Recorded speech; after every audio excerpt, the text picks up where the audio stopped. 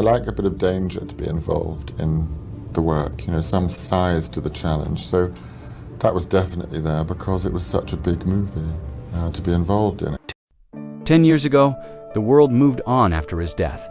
But the real story of Wuthappan to him was never fully told. Behind the quiet headlines was a brutal Bodil with pancreatic cancer.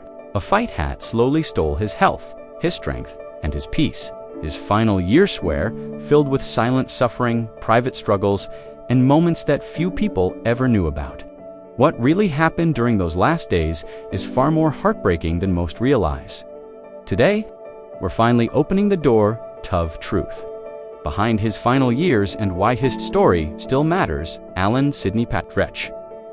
Rickman entered the world in West London in 1946, but stability left him early. When his father died, Alan was only 8 years old, and his mother was suddenly left to raise 4 children on her own.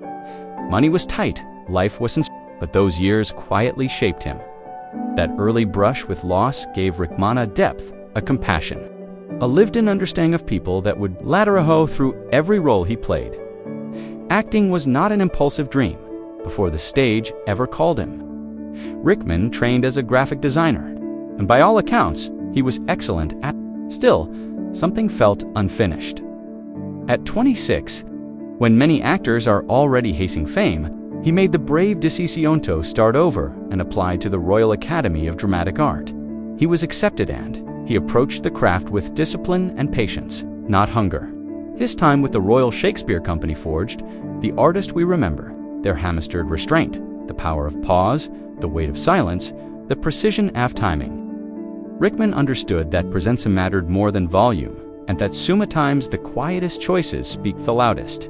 That philosophy stayed with him for life. Away from the glare of celebrity, Alan Rickman lived a life defined by balancing restraint. He remained rooted in London, never chasing the excess or spectacle that so often pulls actors off course fame. When it arrived, felt incidental, almost secondary to the work itself. Long before film audiences knew his voice, the theater had already claimed his heart.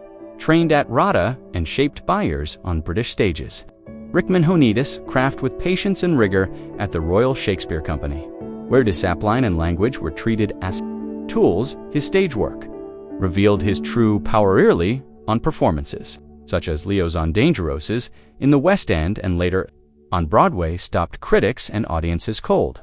There was an authority in his presence, a command of words and silence that made it clear this was no ordinary performer. Fellow actors, especially those who shared the stage with him, held him in deep respect. They understood how seriously he approached the art, how Mac thought lived beneath every pause. His private life mirrored that same steadiness, and their bond quietly endured 4 decades before they married in 2012. There were no scandals, no public unravelings, only loyalty, patience, and shared time. That emotional grounding fed directly into his performances. So when cinema finally embraced him, he wasn't discovering himself, he was simply revealing what had been carefully built all along. Some film debuts feel tentative, almost apologetic. This one didn't. Alan Rickman stepped into the cinema at 41 and arrived as I've had always belonged there. No warm-up, no gentle introduction. Just Hans Gruber, fully formed. From Theinstand, the elevator doors open. There's a quiet disruption in the air. Like a predator calmly entering a room full of, he's unhurried, impeccably contrad, and utterly convinced of his own advantage. This is a man who speaks as though defeat has never crossed his mind. His words are sharp but playful. His intelligence worn lightly, almost with amusement. He toys with people, quotes ideas, biggerthon, and turns every exchange into a mental contest he expects to win. What makes him unsettling isn't Valumia rage. It's a restraint. Evanus' plans unravel. There's no panic, no excess, just calculation. Rickman strips villain of brute. Foreseen replaces it with intellect. This isn't a criminal swinging wildly. This is someone thinking ahead, adjusting, enjoying the challenge. He makes intelligence feel dangerous, even seductive. You don't just fear him, you admire how his mind works, and that realization sneaks up on you. And then comes Theffel. One of the most unforgettable endings in film history. Made even more haunting, by what happened behind the scenes. Despite decades of theater training, Rickman was no action star, no stunt specialist yet. He agreed to it anyway.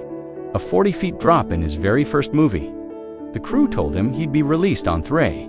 They let go on 2. That flash of disbelief, that raw shock frozen on his face, wasn't acting. It was real.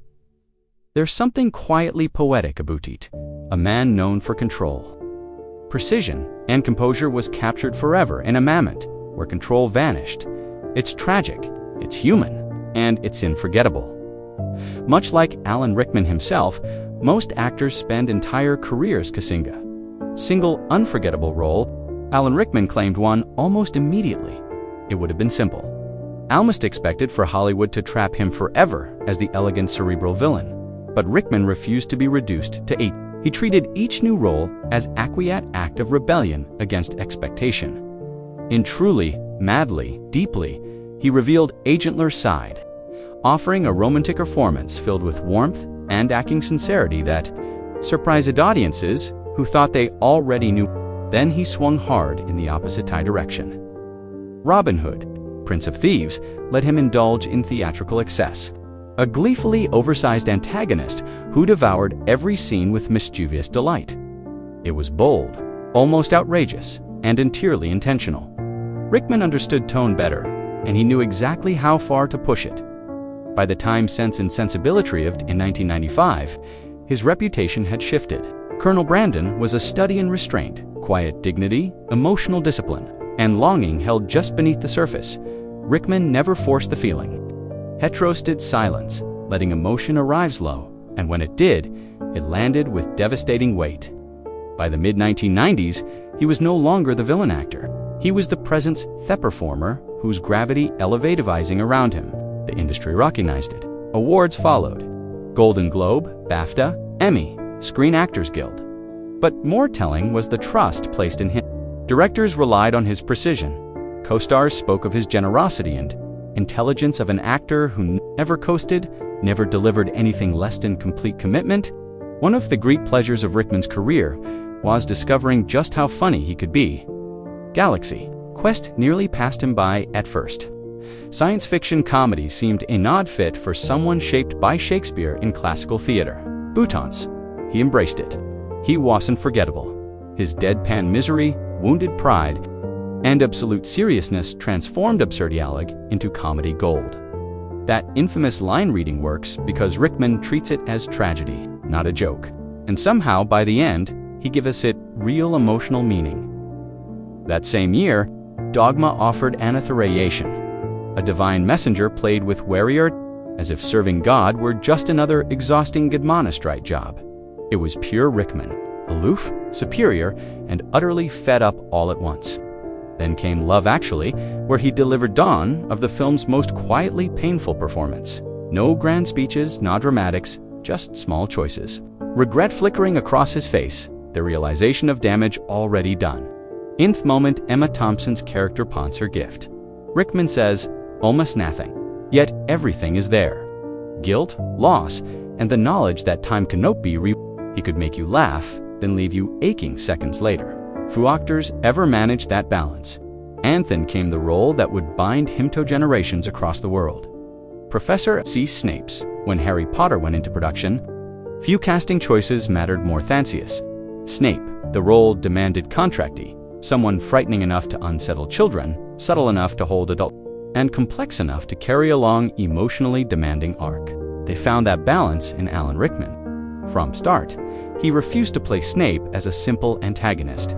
Instead, he shaped him as a man hollowed out by loss, scarred by memory, fueled by bitterness, and sustained by something he barely allowed himself to acknowledge. Early on, J.K. Rowling entrusted Rickman with the full truth of Snape's journey. She told him about Lily. She told him about the ending. That secret knowledge became the quiet engine beneath every performance. If you return to the early films now, nothing feels accidental. Every pause, every glare at Harry carries more than hostility.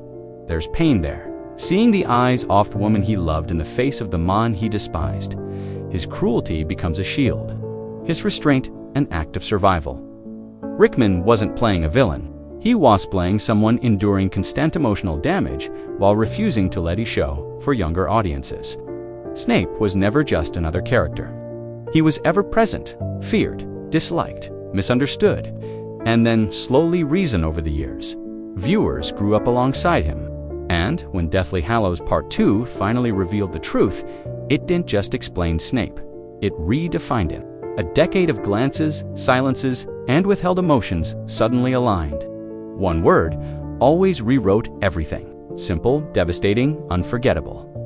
His final moments carry that same aching clarity as Snape lies dying. He asks Harry to look at him, not for forgiveness, not for recognition, but to see Lily's eyes on last time. In that instant, Rickman gives the character dignity, sorrow, and quiet redemption. It's one of modern cinema's most complete character journeys, anchored entirely by his restraint. Even late in his career, Rickman never relaxed into familiarity. In Sweeney Todd, his Judge Terpeniscled corrupt and deeply unsettling. Not because he's exaggerated, but because he's controlled.